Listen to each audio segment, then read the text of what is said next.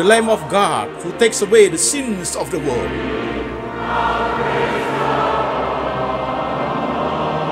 Jesus said, I am the way, the truth, and the life. No one comes to the Father but by me.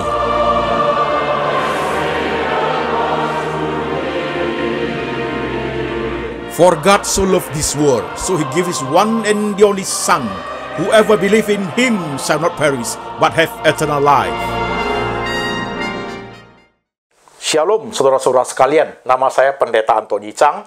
Senang sekali bisa bertemu dengan jemaat di mana saja. Jemaat yang ada di kota-kota di Indonesia maupun jemaat yang ada di kota-kota di luar negeri. Saudara-saudara sekalian, saya berencana untuk membawakan suatu khotbah berseri, saudaraku, yaitu khotbah yang berjudul 3 fase dalam kesaksian kehidupan Pendeta Antoni Chang.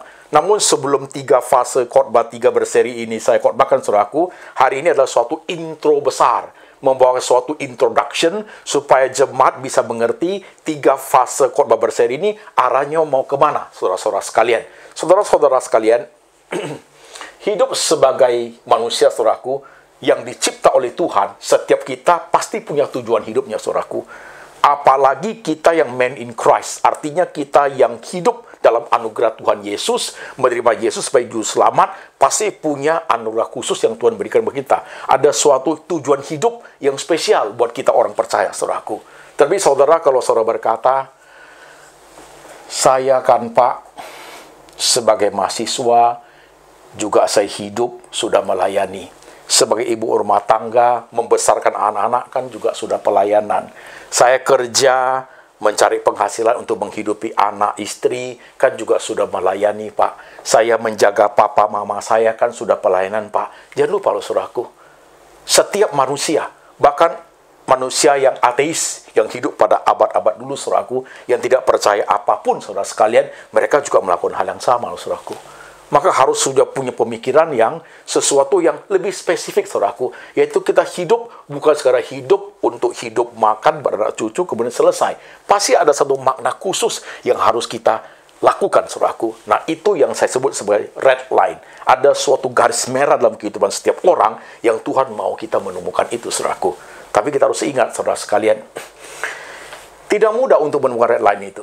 Dan tidak ada satu manusia pun ketika dia lahir langsung jelas bahwa red line-nya seperti ini, saudaraku. Kecuali Yesus Kristus sendiri, saudaraku. Waktu Yesus Kristus lahir, sebelum lahir, sudah dinubuatkan dalam Alkitab, saudaraku. Akan lahir seorang juru selamat, sudah dijelaskan, diarahkan red line-nya. Sampai lahir, kemudian waktu dia berumur 12 tahun, ketika dia ada di bait Allah, orang tua datang mencari dia, dia berkata, aku harus di rumah Bapakku. Kemudian pada saat Tuhan Yesus menjadi dewasa, dia berkata, anak manusia akan diserahkan, artinya dia akan ditangkap, disalibkan, dimatikan. Pada hari ketiga dia akan bangkit dari antara mati. Itu red line Tuhan Yesus, dan jelas sekali, saudaraku. Namun kita, saya manusia biasa, kita bukan Tuhan Yesus, saudaraku. Kita adalah manusia-manusia biasa. Maka red line yang bisa kita temukan adalah dengan cara kita mengarungi hidup kita itu step by step. Step by step. Setiap hari kita menjalani dengan pengalaman hidup kita, saudaraku, dalam step by step itu, dalam sejarah hidup kita itu, kita menemukan sejarahnya Tuhan. Itulah yang disebut sebagai red line, saudaraku. Nah, saudara, kan tidak mudah menemukan red line itu. Tapi kita tidak sendirian. Tuhan selalu memberikan suatu guidance kepada kita untuk supaya kita bisa menemukan red line itu. Tapi ingat satu hal, tidak semua manusia menemukan red line itu, saudaraku. Kenapa? Karena kita, saudaraku, akan lebih banyak orang yang lebih memilih hidup berdasarkan ego, memenuhi keinginan ego, saudaraku, daripada harus memenuhi red line yang Tuhan mau, saudara sekalian. Karena kalau ikut Tuhan, susah. Banyak sekali permasalahannya. Banyak yang harus dikorbankan. Banyak yang tidak boleh dinikmati. Ini nggak boleh, itu nggak boleh. Lebih baik pilih ego sendiri. Memenuhi keinginan sendiri, itu mungkin hidup lebih gampang ke dunia glamor kita, saudaraku. Namun itu bukan suatu kehidupan yang sungguhnya, sebenarnya, saudaraku. Banyak orang tidak menemukan red line yang sungguhnya, tapi tetap hidup. Ya, tetap hidup, saudaraku. Saya kasih contoh, saudaraku, ya. Bisa aja di antara kita, dari kecil sampai dewasa, kemudian sampai tua, tidak buat apa-apa, saudaraku. Dalam hidup semasa sebaya, apapun bisa. Bersihin ini, bersihin itu, bersihin, betulin radio, saudaraku. Ya, ini itu semua bisa. Tapi tidak ada satu hal yang khusus yang dapat dilakukan. Ya, sampai tua kemudian meninggal. Itu artinya we do nothing, saudaraku. Hanya menjalani hidup itu. Karena kita tidak menemukan red line yang Tuhan kasih, saudara sekalian. Nah, kita tidak sendiri. Justru red line itu ada guidance daripada Tuhan memberikan kepada kita. Maka saya ambil, saudaraku, ingat Mazmur 90 ayat 12, saudaraku. Ajar kami menghitung hari-hari kami sedemikian, sehingga kami beroleh hati yang bijaksana. Jadi kita ambil contoh kehidupan Musa sebagai suatu introduction untuk masuk ke 3 fase kesaksian pendeta Anthony Chang, saudara sekalian. Musa itu 120 tahun. Hidupnya dibagi dalam 3 fase. 40 tahun pertama, kedua, dan ketiga, saudaraku, begitu. 40 tahun pertama, saudaraku, hidup dalam dunia glamor. Apapun dia punya, gegap gempita, dipuja-puji, pangeran gagah perkasa. Setelah memasuki 40 tahun kedua, saudaraku, dia itu di padang gurun karena dia membunuh orang Mesir. Akan mau dibunuh oleh raja, maka dia lari ke padang gurun. Kelihatan itu suatu peristiwa yang biasa, human error, tapi tidak, saudaraku. Justru lewat peristiwa itu Tuhan memindahkan dia. Ada tangan Tuhan di situ. Setelah 40 tahun mengembala kambing domba, saudaraku, apa yang dia dapat di 40 tahun pertama tidak bisa dia pakai, saudaraku. Tidak bisa dipakai, tidak ada gunanya di padang gurun. Setelah dia usia 80, dia menemukan suatu semak belukar yang ada apinya, tapi tidak terbakar, saudaraku. Itu merupakan sign, tanda dari Tuhan. Suatu pola, suatu pattern yang Tuhan berikan kepada dia. Supaya Musa itu, saudaraku, memasuki usia 80 ke atas untuk membebaskan umat Israel dari penjajahan di Mesir. Dan Musa itu membuat tulah, dan laut pun dia belah, saudaraku.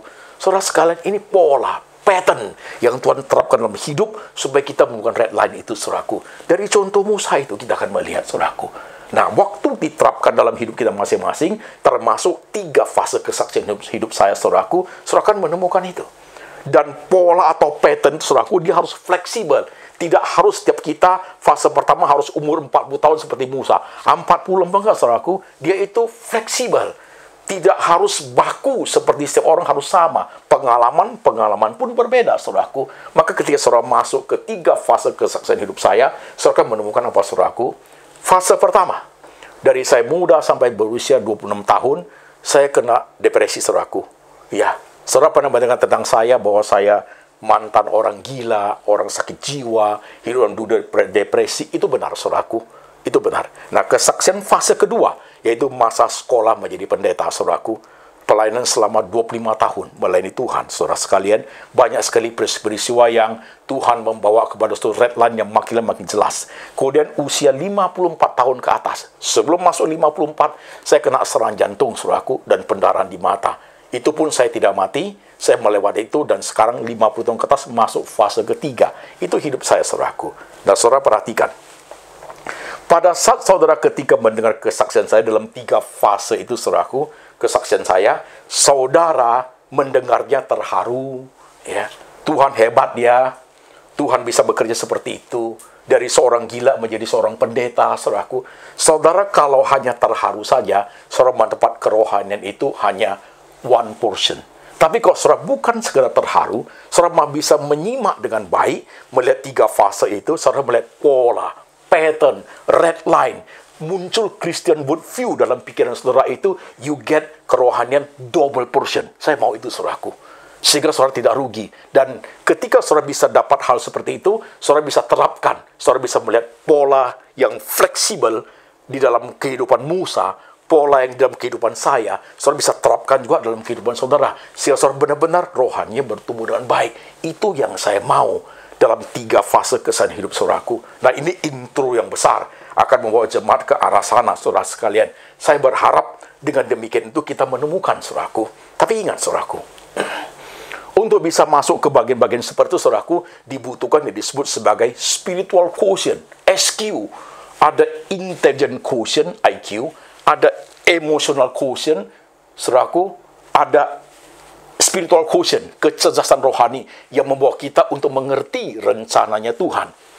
Mungkin jemaat akan berkata, Pak, saya seorang mahasiswa. Selesai sekolah mahasiswa ini, saya mau kemana ya? Atau saudara juga bertanya,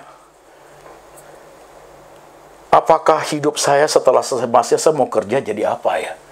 Atau juga ada yang bertanya, saya ingin jadi pendeta, dipanggil atau tidak ya? Bagaimana cara mengetahuinya? Atau saudara seorang businessman, apa saya harus dagang sampai tua? Kapan saya harus berhenti? Apakah saya harus menjadi diaken, majelis, misioneri, atau pendeta?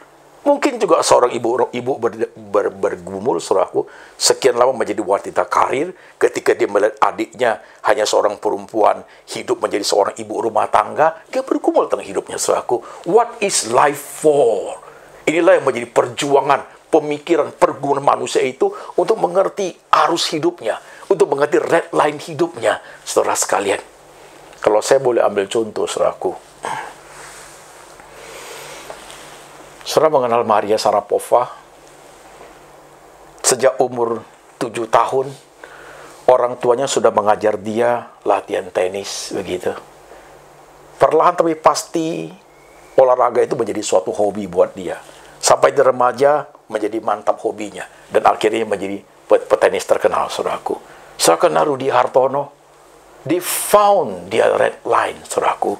Ya, saudara mengerti Anatoly Karpov, Garry Kasparov, saudaraku. Mereka menemukan red line hidupnya.